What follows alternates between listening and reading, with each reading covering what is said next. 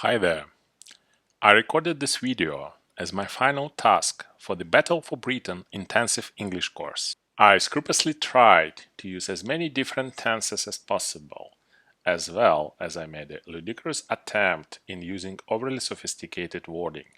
I had just driven home, it was around midnight, in the dead of winter. I've been visiting my friends across town, and the thermometer on the front porch read -40 degrees. Well, don't bother asking me if that Celsius or Fahrenheit. -40 is where the two scales meet. It was very cold, and as I stood in the front porch, fumbling in my pockets, I found out that I didn't have my keys. In fact, I could see them through the ornate window lying on the dining room table where I left them.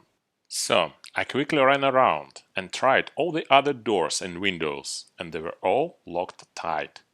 I thought about calling a locksmith, former notorious criminal. At least I had my cell phone, but at midnight it could take a while for a locksmith to show up. I couldn't go back to my friend's house for the night because I had an early flight the next morning and I desperately needed to get my passport and my suitcase. I found a large rock and I broke through the basement window and I cleared out the shards of glass. I crawled it through. I found a piece of cardboard and taped it up over the whole opening, figuring that in the morning on the way to the airport, I could call my contractor and ask him to fix it. This is going to be expensive, but probably not more expensive than the middle of the night locksmith, so I was coming out even. Now, I know a little bit about how the brain performs under being set off in trepidation. It releases cortisol that raises your heart rate.